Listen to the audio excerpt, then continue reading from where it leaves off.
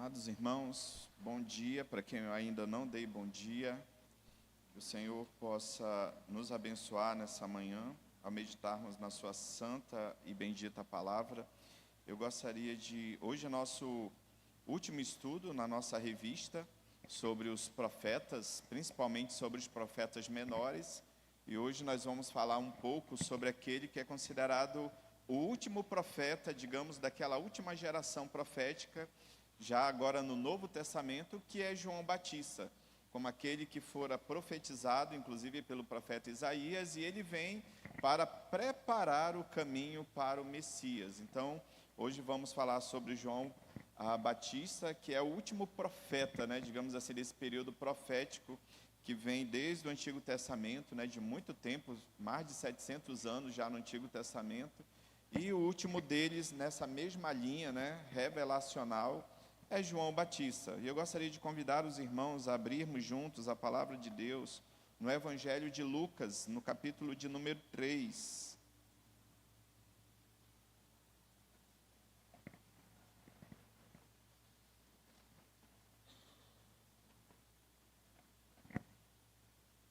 Evangelho de Lucas, capítulo 3, o tema da nossa escola bíblica é o chamado ao arrependimento. Nós sabemos que essa foi a grande mensagem de João Batista, arrependei-vos, o verbo que define muito bem o ministério desse homem de Deus. Obrigado. 2 pedrinhas na sua coroa. Diz assim a palavra do Senhor nosso Deus. Eu vou ler, os irmãos, por favor, acompanhem. No 15º ano do reinado de Tibério César, sendo Pôncio Pilatos governador da Judéia, Herodes, tetrarca da Galiléia, seu irmão Felipe, tetrarca da região da Itureia e Traconites, e Lisânias, tetrarca de Abilene, sendo sumos sacerdotes Anás e Caifás, veio a palavra de Deus a João, filho de Zacarias, no deserto. Ele percorreu toda a circunvizinhança do Jordão, pregando o batismo de arrependimento para a remissão de pecados. Conforme está escrito no livro das palavras do profeta Isaías, voz do que clama no deserto, preparai o caminho do Senhor, endireitai as suas veredas, todo vale será aterrado e nivelado todos os montes e outeiros, os caminhos tortuosos serão retificados e os escabrosos aplanados, e toda a carne verá a salvação de Deus. Dizia ele, pois, às multidões que saíam para serem batizadas: raça de víboras, quem vos induziu a fugir da ira vindoura?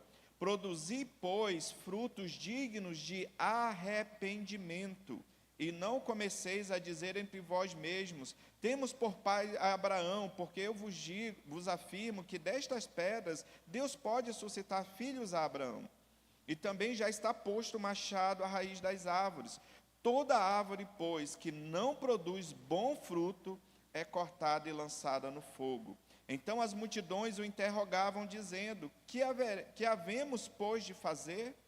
Respondeu-lhes: quem tiver 2 túnicas, reparta com quem não tem, e quem tiver comida, faça o mesmo.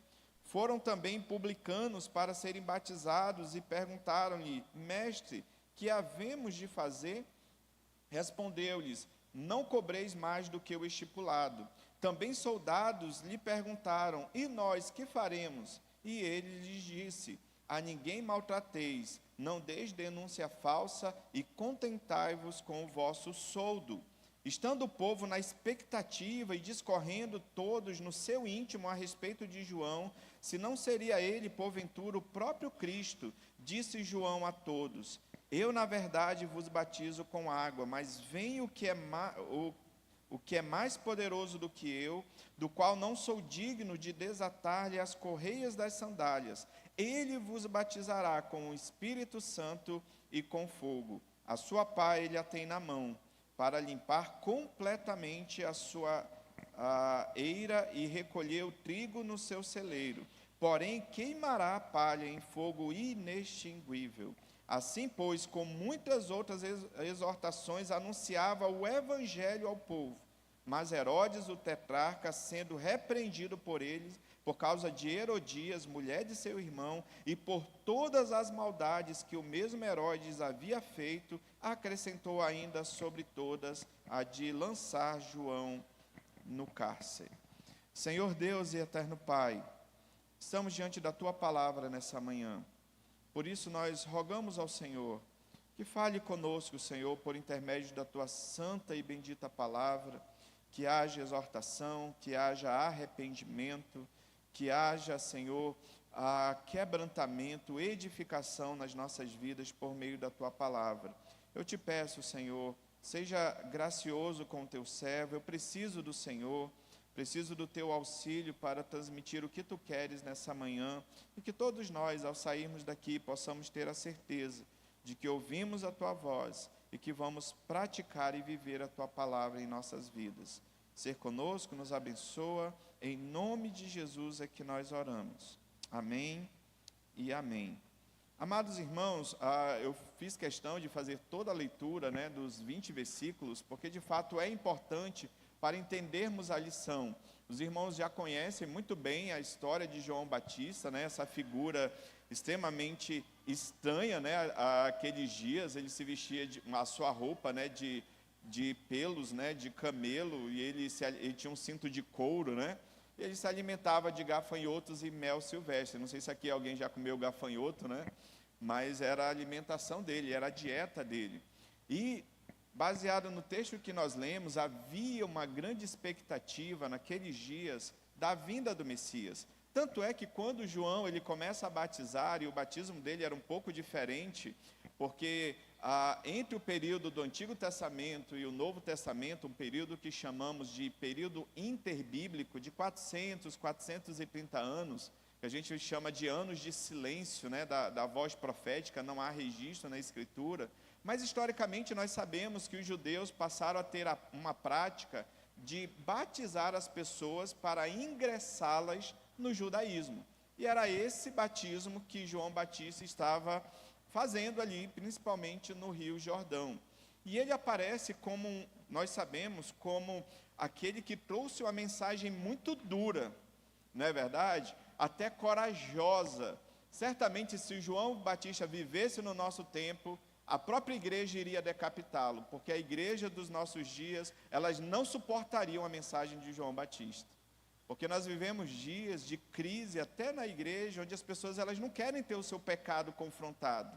Imagina João Batista chegar numa igreja e falar assim, raça de víboras. Ele ia ser expulso dela. Talvez em muitas igrejas falar que absurdo, porque às vezes a gente tem dificuldade de conviver com o nosso pecado, principalmente se ele for um pecado tão de estimação para a gente, como as pessoas falam por aí. Mas João Batista não. Ele tinha uma missão. E ele cumpriu a sua missão. Sobre essa questão do arrependimento, eu gostaria que passasse aqui a primeira frase. Eu estava lendo algumas frases, alguns insights de Tim Keller sobre essa questão do arrependimento. E ele faleceu recentemente, um grande homem de Deus. Ele diz assim: o mundo está profundamente marcado pelo pecado, mas a graça de Cristo é maior. Quanto mais entendemos a profundidade do nosso pecado, mais valorizamos a grandeza da graça. E quanto mais experimentamos essa graça, mais nos arrependemos. A vida cristã, amados irmãos, ela precisa necessariamente ser marcada por arrependimento. Porque todos nós pecamos. Nós cantamos isso, não foi, Cádio, aqui, que nós falhamos. A gente falha, a gente erra, a gente peca, não é verdade? Nós fazemos coisas que vão de encontro à palavra de Deus, e sempre haverá, todo dia a gente precisa arrepender dos nossos maus caminhos, dos nossos pecados. E quanto mais nós entendemos a graça de Deus sobre a nossa vida, porque o Senhor, pela sua graça, pelo seu amor, Ele não nos joga fora, o Senhor, Ele trata com a nossa vida, mais nós entendemos que a gente precisa se arrepender. Quanto mais nós conhecemos o Deus da Escritura, a palavra de Deus, quanto mais nós entendemos o Evangelho da nossa salvação, mais nós temos essa necessidade de arrependimento. Essa é a mensagem nessa frase aqui, eu achei muito interessante, de Tim Keller, né? Porque nós reconhecemos a graça de Deus. E quanto mais nós reconhecemos essa graça, nós não devemos nos orgulhar, né? Ou deixar que o nosso coração seja tomado de soberba, muito pelo contrário. Mas a gente bate no peito, como aquela parábola, né, do fariseu e do publicano: Senhor, sê propício a mim, pecador. Então, sobre João Batista, nós sabemos algumas coisas sobre ele, né? A sua vinda, ela foi profetizada pelo profeta Isaías, inclusive no texto há menção de Isaías, capítulo 40. Ele é filho de Zacarias e Isabel. Os irmãos sabem que Deus fez um grande milagre na vida desses dois, né? Porque já tinha uma certa idade, e ainda por cima Isabel era estéril. E o Senhor fez um grande milagre, ela concebeu. E tem mais, já dizia assim, ó, ele vai ser cheio do Espírito Santo desde o ventre materno. Certo? É por isso que quando Maria vai visitar Isabel, quando ela saúda, né, o menino pula lá, né, sei lá o que acontece ali, né, estremece ali, ela leva um susto, né? De fato, ele foi cheio do Espírito Santo desde o ventre. Também ele veio para preparar o caminho do Messias, voz do que clama no deserto, preparai o caminho do Senhor. É aquele que veio como precursor do Messias. Ele não era o Messias, mas veio para preparar o caminho para o Messias. E a sua mensagem, nós já falamos, ela é uma mensagem de arrependimento.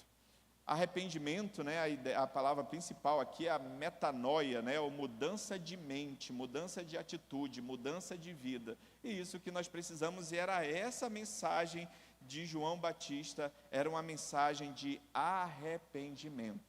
E que essa mensagem, irmãos, também sirva para nós também, que precisamos, como eu já falei, sempre nos arrepender dos nossos pecados e dos nossos maus caminhos.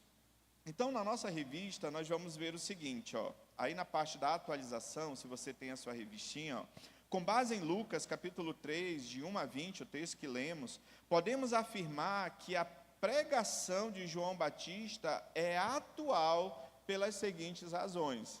Primeira delas, a sua ênfase quanto à mensagem. Qual era a sua mensagem? Era a mensagem de arrependimento.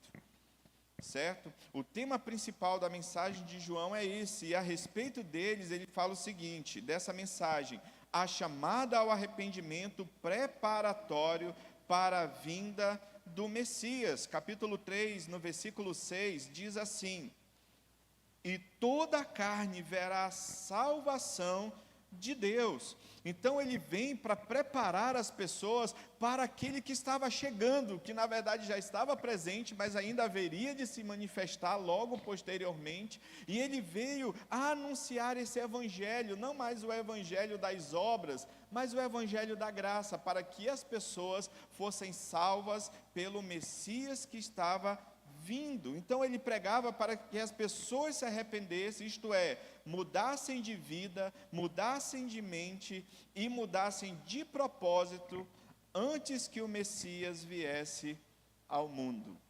É interessante, né? Por isso que a mensagem dele é tão dura, porque ele não tem tempo a perder.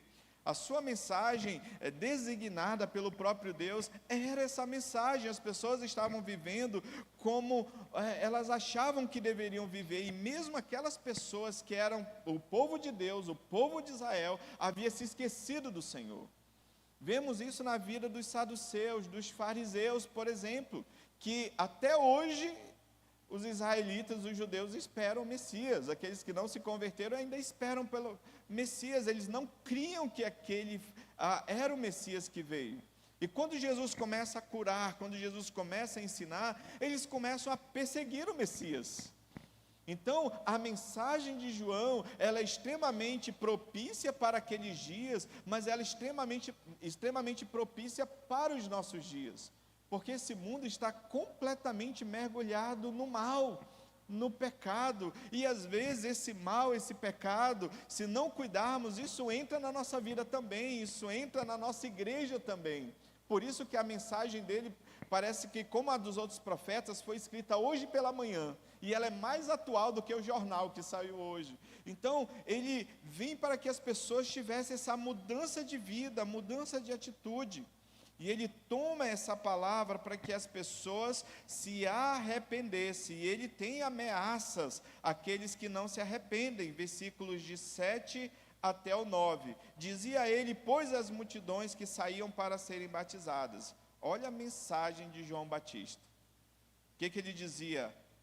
Raça de víboras, quem vos induziu a fugir da ira vindoura? E ele diz, produzi, pois, frutos dignos de arrependimento, e não comeceis a dizer entre vós mesmos, temos por pai Abraão, porque eu vos afirmo que destas pedras Deus pode suscitar filhos a Abraão, e também já está posto machado à raiz das árvores.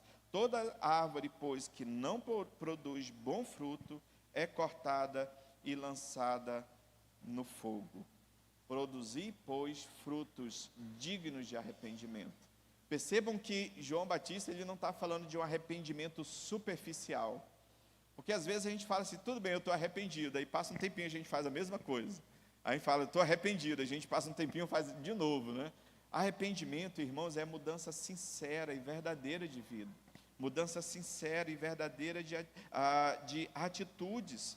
E ele diz assim, não aleguem que vocês são filhos de Abraão. Porque de repente eles poderiam dar uma carteirada, né? Tá vendo aqui, eu sou filho de Abraão, né, irmão? Sou filho de Abraão, está aqui minha carteirinha aqui, fui circuncidado ao 8º dia, no dia tal, no dia tal. Ele disse, se Deus quiser, ele pode suscitar, fazer com que essas pedras aqui, sejam tornadas filhas de Abraão também. Ele pode suscitar filhos de Abraão até dessas pedras, se ele quiser. Mas o que ele diz? Que o machado está posto à raiz das árvores. O que o Senhor faz? É claro que ele está falando daqueles que são verdadeiros crentes e daqueles que não são verdadeiros crentes. Porque os verdadeiros crentes, eles produzem frutos dignos de arrependimento. Os falsos crentes, o que o Senhor fará com eles? Mais dia, menos dias, serão cortados, serão retirados, serão separados. Então, a ameaça, é claro que quando falamos do Evangelho, às vezes a gente só fala da graça, né? Às vezes a gente só apresenta um lado da pregação a respeito da salvação. Deus tem uma vida melhor para você, Deus quer te abençoar, Deus quer mudar a sua história, Deus quer mudar a sua vida, e é isso mesmo, a palavra fala sobre isso. Mas às vezes a gente não fala muito sobre o outro lado, até para não parecer assim tão ofensivo a este mundo. A gente não gosta muito de falar do inferno, a gente não gosta muito de falar daqueles que não se arrependem. Mas, irmãos, o Evangelho é o Evangelho da salvação, mas ele também é o Evangelho da condenação. E a igreja precisa pregar isso. O que é o Evangelho? É o ensinamento bíblico de que Deus criou todas as coisas perfeitas, mas o homem caiu em transgressão. O homem pecou deliberadamente. A partir daí, toda a humanidade é afetada pelo pecado. Toda a criação é afetada pelo pecado. Mas Deus, sendo rico em misericórdia, Ele resolve salvar alguns, escolher alguns antes da fundação do mundo. E na consumação de todas as coisas, uns irão para a salvação eterna e outros irão para a perdição eterna. Essa é a mensagem do Evangelho. É a salvação, mas a condenação também. Certo? E isso nos traz a exortação veemente às nossas vidas. Que tipo de vida cristã nós estamos tendo? Havia um grupo que não ouviu a pregação de João, ele não aceitou a sua pregação, e os seus integrantes achavam que eles não precisavam se arrepender. E isso é sério para nós, isso é sério para as nossas vidas. Em terceiro lugar, ainda nesse ponto, sobre a ênfase ao arrependimento, a exigência de demonstrações práticas e públicas de arrependimento. O arrependimento, que é marcado só por um mero sentimento, ele na verdade é mais um remorso do que um arrependimento verdadeiro. Porque o arrependimento, irmãos, ele é marcado pela mudança de vida. E isso tem que ser de uma maneira prática. tem que ser de uma maneira pública, tem que ser um testemunho onde as pessoas observam e elas falam assim: eu preciso mudar de vida e eu vou mudar de vida. Observe a partir do versículo 10, aí do texto que nós lemos, nós vemos isso. João não apenas disse assim, se arrependam. Aí, as pessoas ficaram tão impactadas, gente, a pessoa veio aqui e chamou a gente de raça de víboras, disse que o machado já está lá na raiz da árvore, aquela que não produzir fruto vai ser cortada, e olha o que acontece a partir do versículo 10, e concluam comigo que o arrependimento, ele precisa ser acompanhado de atitudes práticas, de mudança de vida verdadeira, genuína. Versículo 10, então as multidões o interrogavam, dizendo, que havemos, pois, de fazer? Ou seja, o que você quer que a gente faça? Você já veio, já nos desafiou aqui, você já foi tão incisivo, e o que a gente vai fazer? Versículo 11, respondeu-lhe, quem tiver 2 túnicas, reparta com quem não tem. Ou seja, se você tem em abundância, você vai abençoar as pessoas, você vai ser alguém generoso, você vai ser alguém pronto para ajudar o próximo, para acudir o próximo. Tem mais, e quem tiver comida, faça o mesmo princípio aqui, ou seja, alguém disposto a ajudar as pessoas, alguém disposto a ser gentil, a ser útil às pessoas, a amar as pessoas, na prática. Versículo 12, foram também publicanos, os cobradores de impostos, que eram extremamente mal vistos e malquistos naquela época. Por quê? Via de regra, eles enriqueciam muito rapidamente, porque eles cobravam imposto, eles eram funcionários do império. Então, eles cobravam imposto para Roma, ainda cobravam o imposto do imposto. Por isso que eles enriqueciam muito rapidamente. Aí os publicanos falaram, foram para serem batizados e perguntaram, mestre, que havemos nós de fazer? E nós que somos publicanos, cobradores de impostos? Respondeu-lhes, não cobreis mais do que o estipulado, ou seja, vocês querem se arrepender, vocês querem fazer parte disso que eu estou dizendo, dessa salvação, então, vocês precisam ser pessoas de caráter, vocês precisam ser pessoas honestas, vocês precisam dar bom testemunho da fé que vocês dizem crer, vocês vieram ser batizados, então, mudem de vida, mudem as atitudes de vocês. Aí vieram os soldados, versículo 14. Também os soldados lhe perguntaram, e nós, que faremos? Ele lhes disse, a ninguém maltrateis, não deis denúncia falsa, e contentai-vos com o vosso soldo. Os irmãos perceberam aqui, o arrependimento, ele precisa ser visto, ele precisa ser público. O nosso caráter, irmãos, ele precisa ser público, ele precisa ser visto, porque os maus caráteres, eles ficam nas sombras, mas Deus sabe quem nós somos, Deus sabe o que nós fazemos dentro da igreja, fora da igreja, então as nossas atitudes, você pode até falar assim, eu me arrependo, Senhor, tem essa música? Me arrependo, Senhor, me arrependo. Você pode até cantar essa música, e é muito bonita por sinal. Mas se isso não vier acompanhada de mudança de vida, o Senhor não recebe. Não é um verdadeiro arrependimento. Arrependimento, ele implica em mudança de vida e mudança de atitude. Então essa é a primeira ênfase que torna a mensagem de João Batista tão atual. É a sua ênfase no arrependimento. E aí nós temos que nos fazer uma pergunta nessa manhã.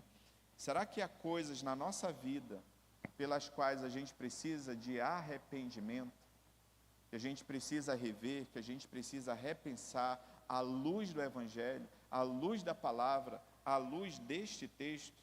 E aí nós vamos para o segundo ensinamento,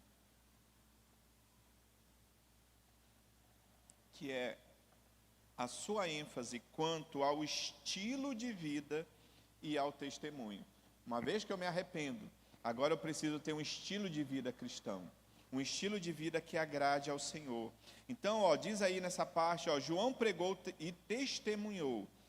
Vejamos a respeito de que e de quem João Batista testemunhou e como esse testemunho é atual. Primeiramente, o testemunho de si mesmo. O que João falava a respeito dele mesmo? Observe comigo a partir do versículo 16. A partir do 15 é melhor. Estando o povo na expectativa e discorrendo todos no seu íntimo a respeito de João, se não seria ele, porventura, o próprio Cristo. Lembra que eu acabei de falar anteriormente que eles tinham uma grande expectativa que o Messias viria nos seus dias?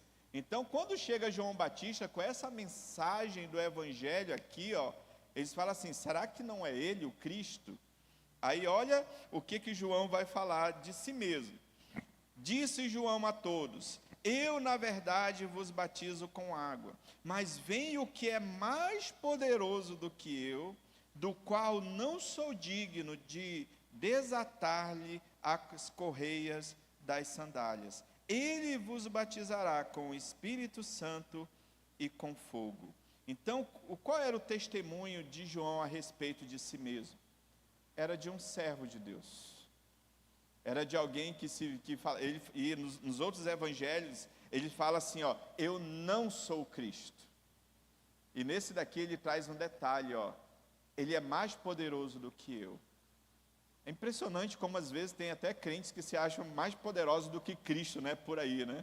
Eu sei que Cristo não te curou, mas eu tenho um óleo ungido aqui especial que você vai ser curado, né? Mas ele diz, olha, ele é mais poderoso do que eu, ele remete ao Senhor a glória que é devida ao seu nome.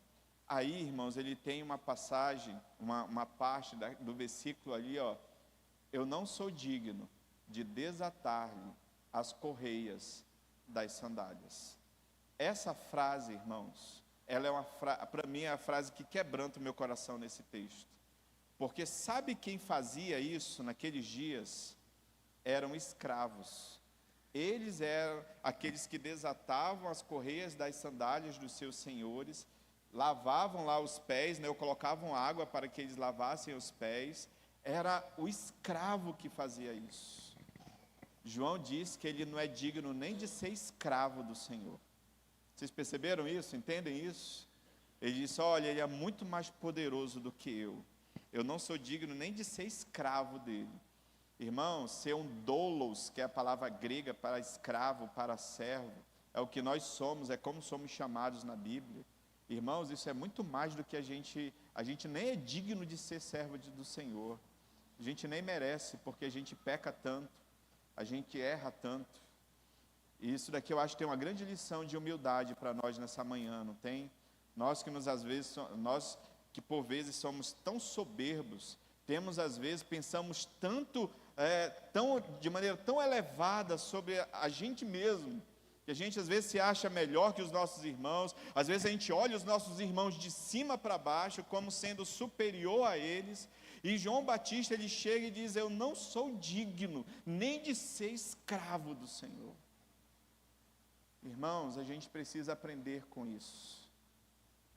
A igreja brasileira, ela está se perdendo, porque ninguém quer lavar mais o pé do seu irmão. Ninguém quer se humilhar, ninguém quer servir mais o seu irmão. Muitas das vezes nos achamos maiores, mas essa mensagem, o estilo de vida, o testemunho de João a respeito de si mesmo, é essa ideia de que o Senhor precisa aparecer, Ele precisa crescer e eu preciso diminuir, porque eu não sou digno nem de ser escravo desse homem. Qual era o testemunho dele a respeito de Cristo? Obviamente, ele se achava inferior a Cristo. O seu batismo também era um inferior ao batismo de Cristo, era o batismo ali de ingressão ao judaísmo. Ele não tinha nem essa coragem de querer ser escravo de Cristo. Ele diz que aquele que vinha depois dele, que é mais poderoso do que ele não é digno de ser escravo, diz que ele sim batizaria não com água, como João Batista estava fazendo, mas ele batizaria com o Espírito Santo e com fogo. Ou seja, ele diz, olha, eu estou só preparando o caminho, porque aquele que reinará e vencerá todas as coisas, e Ele que vai salvar, Ele que vai vir sobre nós com o seu Espírito Santo, Ele ainda está vindo. Ele vai batizar vocês. Aqui eu estou só fazendo com água e pregando o evangelho de arrependimento. Mas aquele que ainda virá, ele vai batizar com o Espírito Santo e com fogo. Não é isso?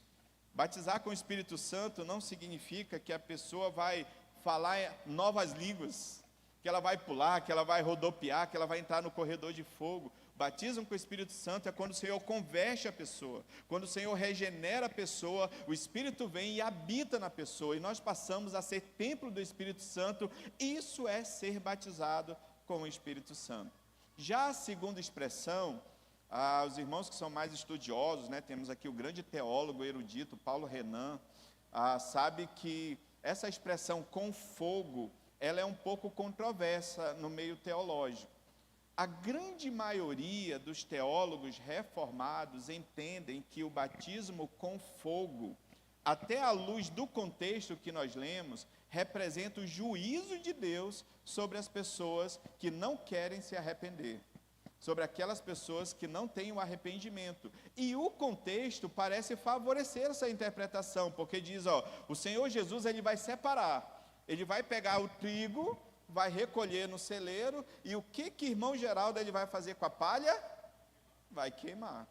Então, essa interpretação coaduna melhor, né, que batismo, salvação, fogo, a ira de Deus sobre as pessoas. Então, cuidado quando você for a determinados apriscos, né, por aí, falar assim, você vai ser batizado com fogo hoje, né? Porque à luz desse texto, me parece apontar muito mais para o juízo de Deus.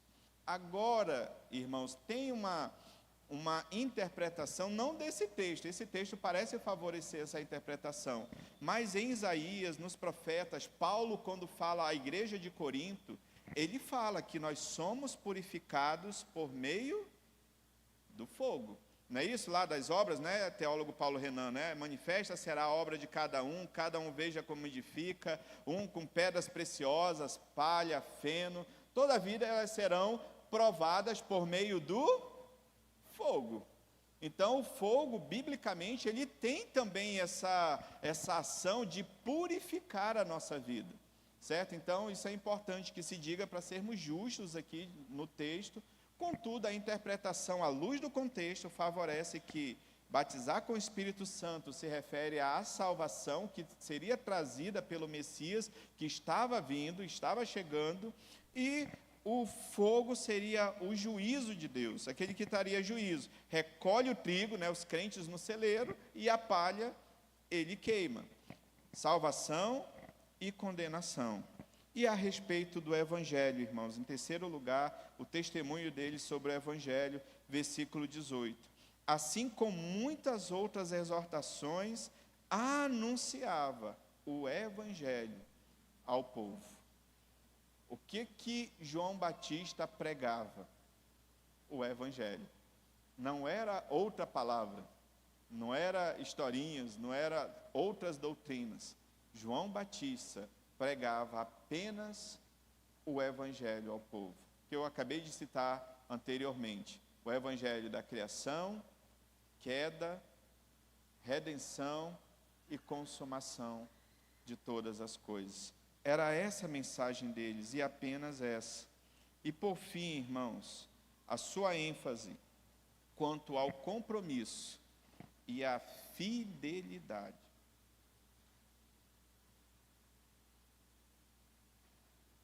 João Batista, ele foi um homem que até o final da sua vida, ele foi comprometido com o Evangelho. Os irmãos sabem o final de João Batista, não sabem? Sabe? Qual foi o final de João Batista? Qual foi? Foi decapitado? Humanamente falando, foi. Mas o final dele é que ele já está na glória com Cristo.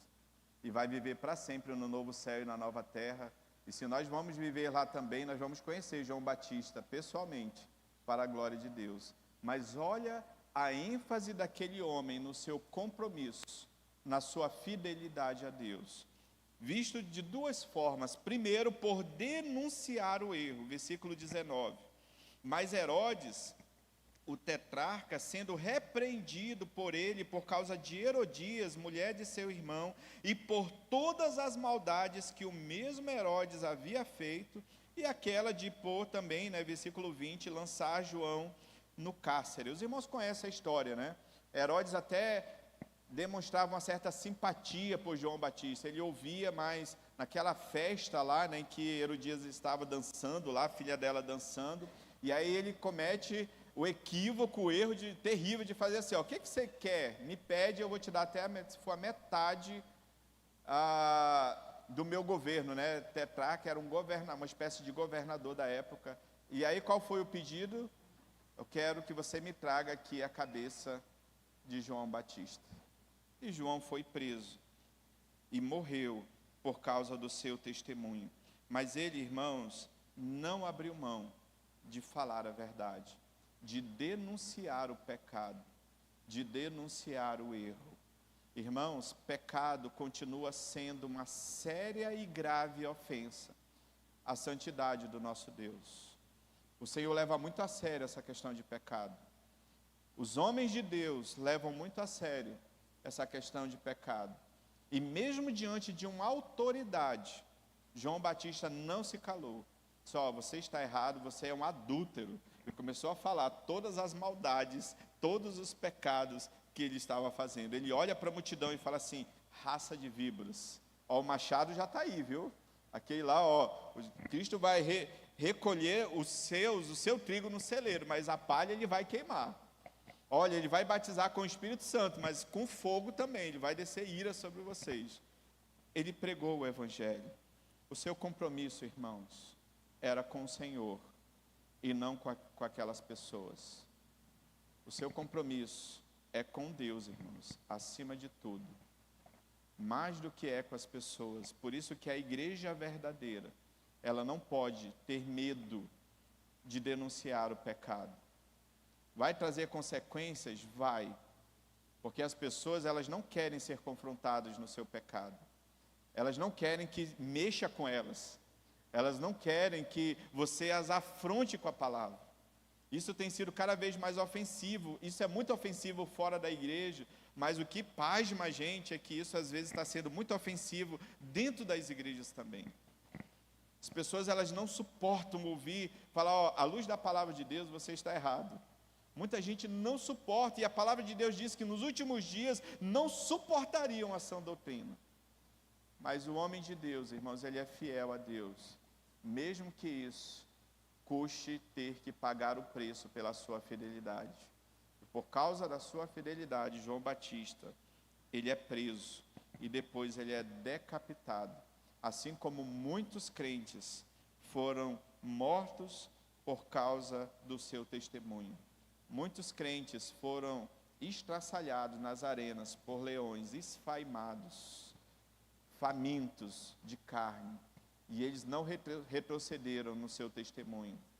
Muitos crentes, em alguns períodos da história tenebrosa da era dos mártires, primeiro e segundo século do Império Romano, teve uma época que faltou madeira para crucificar os crentes.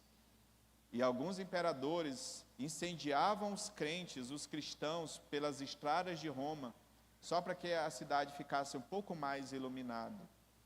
Mas eles não retrocederam no seu testemunho. E nós também, irmãos, não podemos retroceder, ainda que paguemos o preço por isso.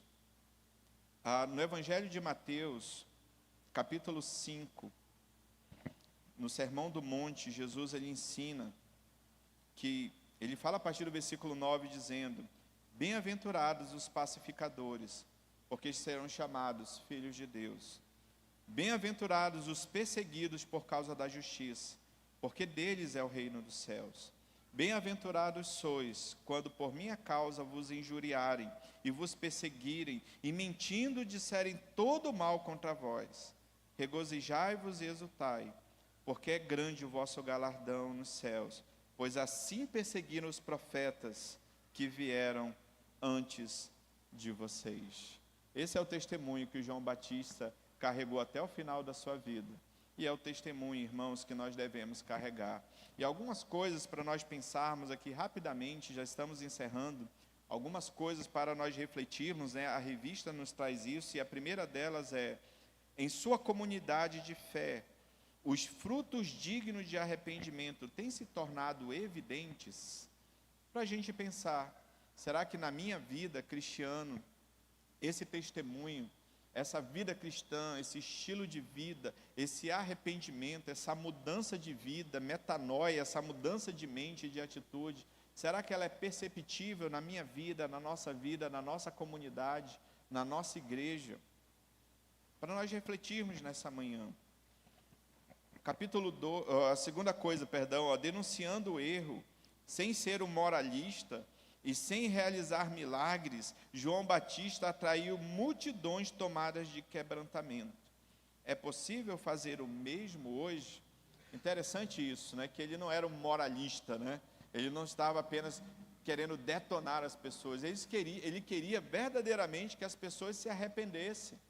Será que essa pregação do Evangelho, do arrependimento, não pode, assim como trouxe tanto quebrantamento naqueles dias, será que não pode quebrantar hoje a nossa vida, a vida das pessoas hoje? Será que o Evangelho, ele não tem poder hoje para gerar quebrantamento, gerar mudança de vida, gerar mudança de atitude, gerar maturidade cristã na nossa vida?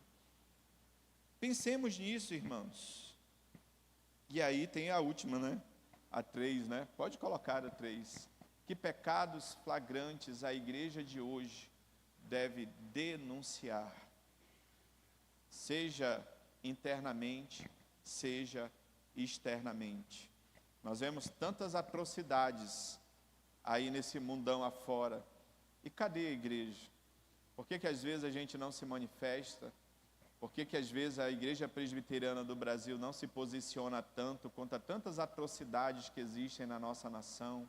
Por que nós, mesmo sendo milhões, né, nós nos gabamos, né? Somos milhões de evangélicos no Brasil, mas nós não vemos tanta transformação na sociedade quanto nós deveríamos por esses milhões de evangélicos que nós temos no país. Então, será que nós temos denunciado isso? Será que a igreja tem se posicionado com os valores do reino, com os valores do Evangelho do Senhor? E nós precisamos, irmãos, dentro e fora da igreja, denunciar o pecado e tratar o pecado como algo muito sério, porque ofende a santidade do Senhor. Sempre, voltando ao início, sempre haverá coisas na nossa vida que precisam de arrependimento, de mudança de atitude. Vamos pensar nessa manhã, na nossa própria vida, sobre isso. Eu não quero, a minha orientação não é que você pense, puxa vida, olha, essa mensagem foi no coração do irmão Cádiz. Olha, poxa, ainda bem que o Senhor veio para falar com ele. Não, irmãos, o Senhor veio para falar com um cristiano hoje, nessa manhã. E eu quero colocar a minha vida diante do Senhor, avaliando a minha vida, sobre será que eu não preciso me arrepender em alguma coisa, alguma área da minha vida? E eu queria orientar os irmãos a fazer o mesmo, individualmente, onde nós estivermos aí. Vamos orar e colocar as nossas vidas diante do Senhor, avaliar as nossas vidas, à luz da palavra que tivemos hoje, não do que o pastor Cristiano falou, mas à luz do Evangelho, à luz da Escritura, à luz da palavra de Deus, daquilo que o Senhor nos trouxe de ensinamento e reflexão nessa manhã. Vamos orar, irmãos?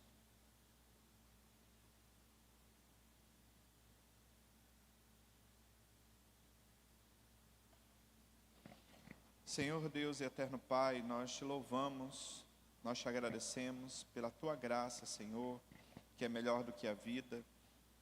Que o Senhor esteja a cada dia, Senhor, nos abençoando, nos mostrando, Senhor, pela tua palavra, aquilo que nós precisamos mudar na nossa vida. Sabemos, Senhor, que somos imperfeitos, que nós não somos dignos, Senhor, nem de ser escravos do Senhor. Que nós erramos muitas vezes, Senhor, talvez até no dia de hoje já tenhamos errado, pecado, Senhor, mas que na nossa vida, Senhor, haja verdadeiro arrependimento, verdadeiro quebrantamento, entendendo, Senhor, a seriedade dos nossos próprios pecados. Nos ajuda, Senhor, muda a nossa mente, transforma a nossa mente pela Tua palavra, pela ação do Teu Santo Espírito. Só o Senhor é poderoso, Senhor, para mudar as nossas vidas. para quebrantar as nossas vidas diante de Ti mesmo, Senhor. Nos dá, Senhor, um coração de servos e que possamos, Senhor, labutar para sermos fiéis diante do Senhor, sermos comprometidos com a Tua palavra e, apesar de todas as lutas e agruras dessa vida, que possamos ser fiéis ao Senhor, fiéis à Tua palavra, mesmo sendo imperfeitos, Senhor. Ó Pai, nessa manhã, perdoa-nos, Senhor. Quebranta-nos diante da Tua presença, Senhor. Nós sempre temos errado, Senhor. Precisamos da Tua graça. Precisamos da Tua misericórdia. Precisamos, Senhor, do Teu agir em nossas vidas. Que o Senhor nos ajude, Senhor, todos os dias, que possamos consertar aquilo que precisa de conserto em nossas vidas. E assim, Senhor, debaixo da Tua graça, do Teu agir, sermos pessoas consagradas ao Senhor. Sermos pessoas que vivem em fidelidade diante do Senhor. Fica conosco, Senhor. Abençoa a Tua igreja, a verdadeira igreja do Senhor, os Teus eleitos, Tua noiva, Senhor, esse corpo de Cristo que é a igreja. Abençoa, Pai, a Tua igreja espalhada, Senhor, pelos 4 cantos dessa terra. Santifica a Tua igreja, Senhor, que seja uma igreja que busque, Senhor, essa vida consagrada ao Senhor, essa vida, Senhor, baseada em fidelidade ao Senhor, à Sua palavra. E trata, Senhor, com a nossa vida nessa manhã, que possamos sair daqui, Senhor, com o nosso coração ardente, Senhor, por fazer a Tua obra, por servir ao Senhor, por servir os nossos irmãos, por evangelizar, Senhor, e